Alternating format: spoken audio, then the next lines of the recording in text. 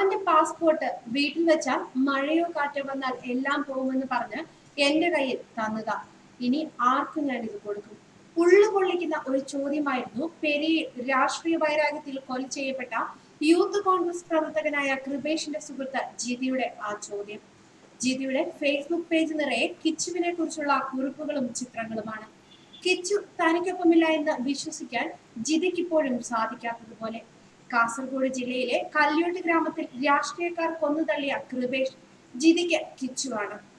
കുട്ടിക്കാലം മുതൽക്ക് കൂടെയുള്ള കളിക്കൂട്ടുകാരൻ. കിച്ചുവിനെ കുറിച്ചുള്ള ഓർമ്മകൾക്കൊപ്പം ഒന്നുകൂടി ജിതി കഴിഞ്ഞ ദിവസം ഫേസ്ബുക്കിൽ പങ്കുവച്ചിരുന്നു. കൃപേഷിന്റെ പാസ്പോർട്ടിന്റെ ചിത്രം, ഒപ്പം ഒരു കുറിപ്പും.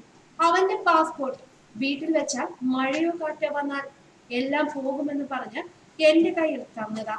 ഇനി ആർക്ക് ഞാനിത് കൊടുക്കും? വായിച്ചവരുടെയെല്ലാം കണ്ണു നിറഞ്ഞ് കാഴ്ച മങ്ങിപ്പോയൊരു ഫേസ്ബുക്ക് പോസ്റ്റ് ആയിരുന്നു അത്.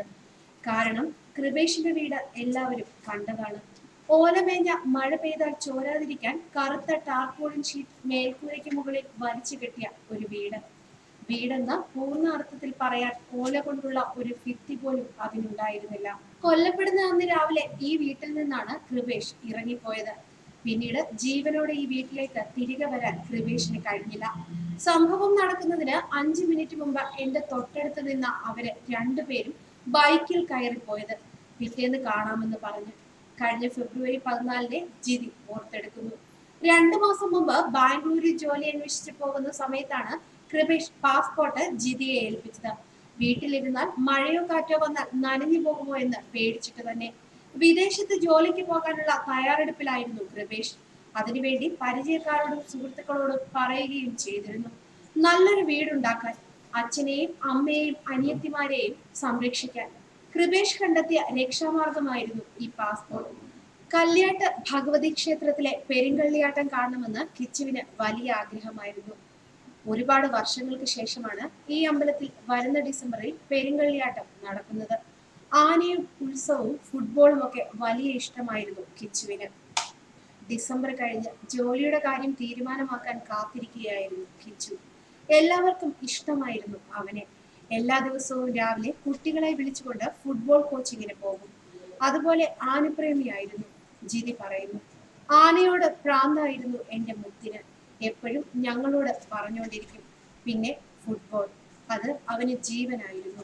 അവൻ മെസ്സി ഫാൻ ആയിരുന്നു, ഞാൻ നെയ്മർ ഫാനും. അതിന്റെ പേരിൽ എപ്പോഴും വഴക്കിടും. ഇനി എപ്പോഴാ എന്നോടൊന്ന് വഴക്കിടാനവൻ? ജിതിയുടെ ഓരോ കുറിപ്പുകളും ചോദ്യങ്ങളും മനസ്സിനെ നീട്ടുന്ന വേദനയായി മാറുകയാണ്. കല്യോട്ട് ഭഗവതി ക്ഷേത്ര പെരുങ്കാളിയാട്ടത്തിന്റെ ആഘോഷ കമ്മിറ്റി രൂപീകരണ ദിനമായ അന്ന് ഉച്ചയ്ക്ക് ശേഷം ക്ഷേത്രത്തിൽ തയ്യാറാക്കിയ ഭക്ഷണത്തിൽ ബാക്കി വന്ന കൂട്ടാനുമായി അവൻ വീട്ടിലേക്ക് ഓടി വന്നു. ഇന്ന് രാത്രിക്ക് വീട്ടിൽ അമ്മ നമ്മൾക്ക് കറി ഉണ്ടാക്കുവാൻ കഷ്ടപ്പെടേണ്ടെന്നും ദേവിയുടെ പ്രസാദമായ ഈ കൂട്ടാൻ നമുക്ക് ഒന്നിച്ച് കഴിക്കാമെന്നും സന്തോഷത്തോടെ അവൻ പറഞ്ഞു. പ്രിയ കൂട്ടുകാരൻ ജോഷിയെ കണ്ട് ഉടനെ തിരിച്ചെത്താമെന്ന് അച്ഛനോട് യാത്ര പറഞ്ഞ കൃപേഷിനെ പിന്നെ കണ്ടത് പിറ്റേ ദിവസം സായാഹ്നത്തിൽ വെള്ള തുണിയിൽ പൊതിഞ്ഞ ചേതനയേറ്റ ശരീരമായാണ്.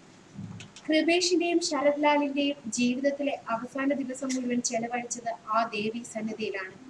നാടിന്റെ പ്രിയമക്കളെ വെട്ടിക്കൊന്ന ശവന്തീനികളോട് കല്യോട്ട് ഭഗവതി പകരം ചോദിക്കട്ടെ എന്നും ജിതിയുടെ ഫേസ്ബുക്ക് കുറിപ്പിൽ പറയുന്നു. ന്യൂസ് ഡെസ്ക് മലയാളി വാർത്ത.